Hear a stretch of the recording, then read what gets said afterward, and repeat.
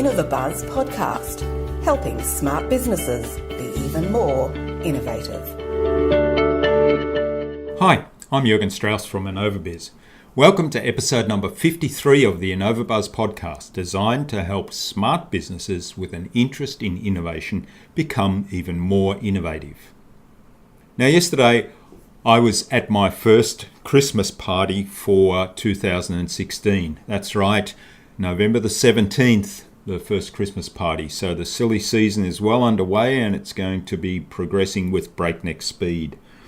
Anyway, some of the highlights for my week this week: I've moved into a new larger office area and I've switched to a sit-stand desk. I've been wanting to do that for some time now, and finally I've taken that action. It's still quite unusual for me to stand at the keyboard and the monitor for most of the day, but I really like it. I really like it already, and I'm not getting terribly tired as yet. I've only spent perhaps an hour a day sitting down and the rest of the time standing. So I'm really enjoying this, and of course it's great for my back and posture. Now, as well as that, I've rearranged the entire workstation to face a west-facing window, so I have natural light on my face, which is going to make video recording much more easier because I'm going to be properly lit without doing complicated lighting setups.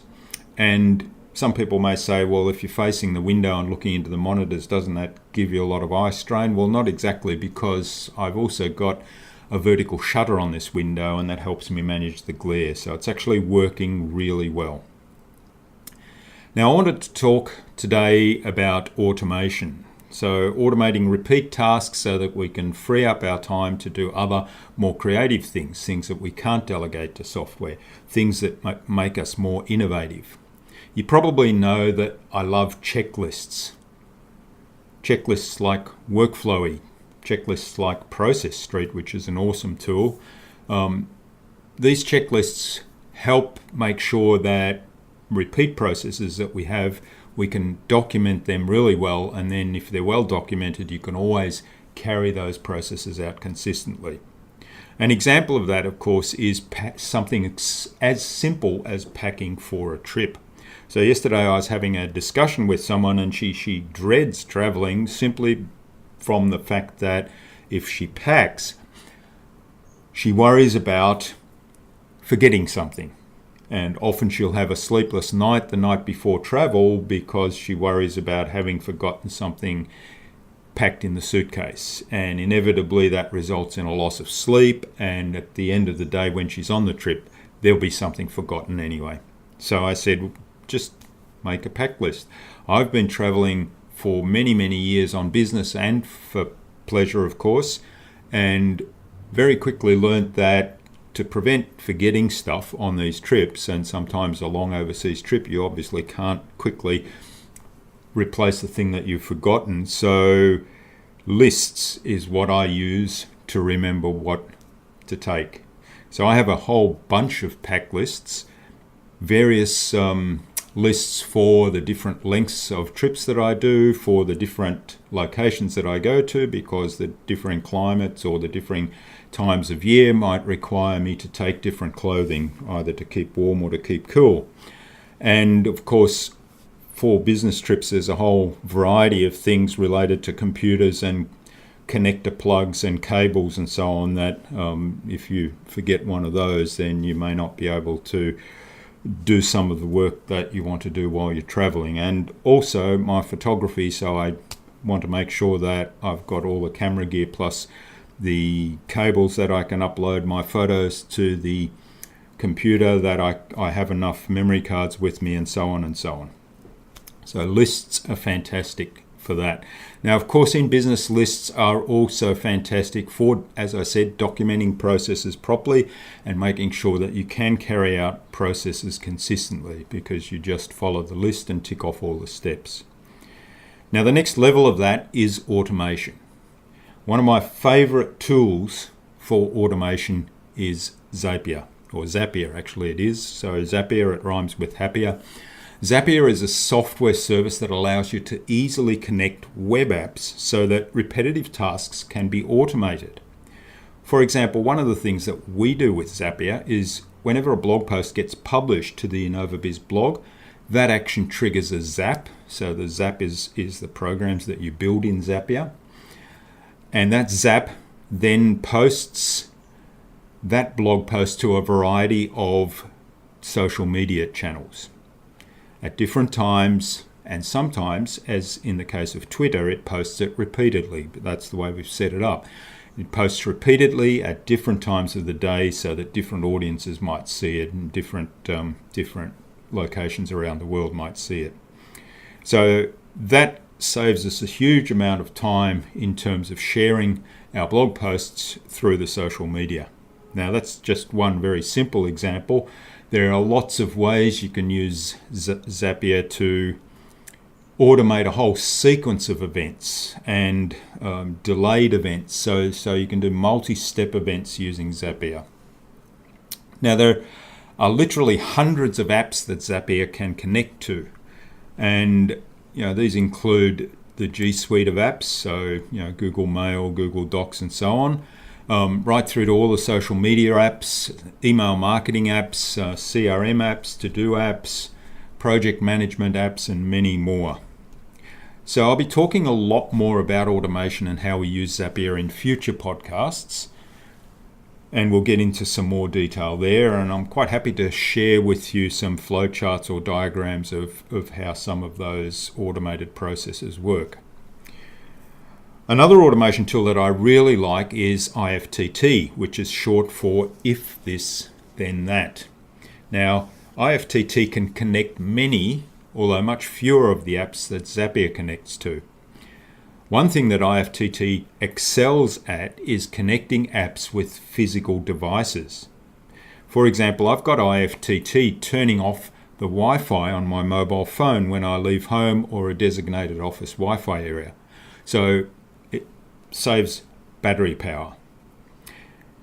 When I return to those areas that I've nominated, the Wi-Fi gets turned back on. So that's automatic through IFTT. IFTT can also mute the phone at bedtime, automatically, of course. It can trigger a text message or an email message to be sent to me if I miss a phone call. There are also other physical devices that IFTT connects to. For example, certain light switches can be turned on or off, depending on the trigger, such as whether you have a time of day or whether there's another event. These tools can turn a well-structured process in your business into an automated sequence of events based on certain triggers. That way, the people in the business can spend their time on more innovative things, on creating new ideas, on systemizing even more of the business processes. Now, another automation tool that I began using recently is my new artificial intelligence personal assistant, Amy. Amy schedules meetings for me. What usually happens with meetings is that I'll send someone, let's say my imaginary friend Scott, an email, "Can we meet Tuesday at 1 p.m? Scott will reply, "Well, no, I can't do Tuesday at 1 p.m, but I can do Wednesday at 9. Of course, I look at my calendar, no, I can't do Wednesday at 9, so I'll send another email back, "Sorry, that doesn't work. What about Wednesday at 3? And so it goes on. I'm sure you've had that experience many, many times. Now, Amy will take all of that off my hands. What I do is tell Amy, please schedule a meeting with Scott next week. She'll then offer Scott some times based on what's available in my calendar for Scott to pick from. And if needed, she'll respond with alternative times if Scott can't make any of the first round of options that she's given him. And she'll keep doing that until a mutually convenient time is found. So that's going to be much quicker for everyone. Most of the time, of course, the first exchange of emails is going to work and it doesn't involve me organising my own time. Of course, recently I had an interesting experience. I had someone ask Amy, "Hey, can we use GoToMeeting instead of Google Hangouts?" after she'd set up this meeting. To which Amy, of course, replied, not having been programmed to answer that question, "I don't understand the question. I'll get Jürgen to discuss with you." When I then explained to that person, hey, Amy's just an artificial intelligence bot and not a real person, he laughed and he responded with, oh, that explains it. I thought she might not be the sharpest tool in the shed, which for those people that don't understand, the English slang is really a metaphor for she's not really that bright. But of course, Amy is programmed to make appointments and nothing else. So she's not programmed to respond to random questions. Now, that person did agree that it was a really neat tool and it saved him a lot of time as well as me. So for those of you who are about to schedule meetings or who do schedule meetings with me via email, you'll soon get to meet Amy. Should be fun. So that's all for this week. I do have some really exciting news to share with you soon. I can't wait to share this with you, but I'm not going to let the cat out of the bag yet. Just visit one of the links in the show notes. There's a hint there, and you may get a clue for what that big news is. So I hope you enjoyed this episode and that there was something of value there for you. All the show notes for the episode, along with the links that we spoke about, links to all the tools, will be at innovabiz.com.au/53. That is the numbers 5 and 3. innovabiz.com.au/53. Thank you for listening. Pop over to iTunes or Stitcher or Pocket Casts and subscribe so you'll never miss a future episode. And while you're there, I really would love you to leave us a review, because not only do reviews help us get found and help spread the word to more people, they also help us to improve. Now, if there's anything you'd like us to cover or questions you want answered on future InnovaBuzz podcasts, please send them to us. And in fact, I really want to share with you a review that we received this week from one of our guests in the past, Michael Mapes of Graveyard Innovation. So Michael said, innovation-driven conversation for entrepreneurs, consistent, varied, and created by someone with a genuine interest and a wide range of experience in innovation. This is a very solid podcast that delivers strong, quality interviews week after week. Of course, this one isn't an interview. So Michael, that was my little editorial comment. Going on to what Michael said, it also doesn't veer into the obnoxiously self-promotional either from the host or the guests, and that is a big plus when listening to anything these days about business or marketing. I think the way Jürgen asks each of the guests who they'd like to see on the podcast is a clever way to engage the guests and keep the circle of innovation expanding. So that's from Michael Mapes of Graveyard Innovation. Michael, really appreciate your feedback, and yes, we do try very hard to have this educational as opposed to self-promotional. Of course, it is a platform for people to learn more about my guests and myself as well. But as I say, the primary purpose is to educate the audience. So thanks for that feedback. And until next week, I'm Jürgen Strauss from InnovaBuzz. Remember, if you don't innovate, you stagnate. So think big, be adventurous, and keep innovating.